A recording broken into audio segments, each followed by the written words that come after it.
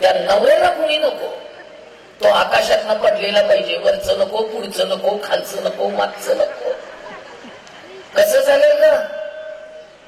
आता 215 रुपयाचं एक स्टीलचं पीठ विकत घ्यायला 10 वर्ष लागली. दंडातले 10 पैसे बाजूला ठेवा, चालत जाऊन 205 पैसे वाचवा, असं करता करता 215 रुपये साठवायला 10 वर्ष लागली. नवरा फार कडक होता बाई, तक्रार करत नाहीये, स्वभाव सांगतेय.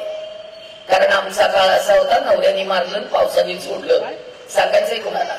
महिला मंडळाच्या बायका येत नव्हत्या ग मदतीला. बायकांनो, अहो ते पीठ घरात आणलं, नवऱ्याने माझा कान पकडला आणि मला पहिला प्रश्न विचारला, झाला का आत्मा थंड? म्हटला हौस असते हो, बायकांचा सगळा जीव भांड्यात. हे म्हणाले तुझा भांड्यातला जीव कळला, पण या भांड्यावर तू तुझं नाव का लिहिलंस? म्हटलं ते भांड माझंय ना म्हणून. तेव्हा माझ्या नवऱ्याने जगण्याचा मंत्र दिला. हे म्हणाले या निर्जीव भांड्याला कळलं, त्याच्यावर नाव कुणाचं लिहिलंय? म्हटलं नाही. मग निर्जीव भांड्यांवर स्वतःची नावं कोरण्यापेक्षा घरातल्या माणसांच्या मनावर नाव कोरता आलं पाहिजे. सासूला वाटलं म्हणजे सून माझी आहे, दिरांना वाटलं म्हणजे भाऊजाई आमची आहे. त्यानंतर एकही भांड विकत घेतलं नाही, कुठल्याही भांड्यावर कधी नावच लिहिलं नाही, भांड्यातला जीव काढून घेतला.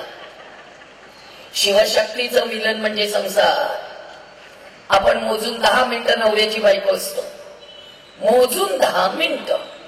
इतर वेळेला आपण नवऱ्याची आई असतो, क्षणाची पत्नी, अनंतकाळची माता. पाश्चिमात्यांना हे नातं समजणार आहे? Live in relationship. 6 महिने एकत्र राहा, जमलं तर जमलं, नाहीतर सोडून दिलं. हे भारतात चालेल? अगं 40-40 वर्ष संसार केलेत बाई.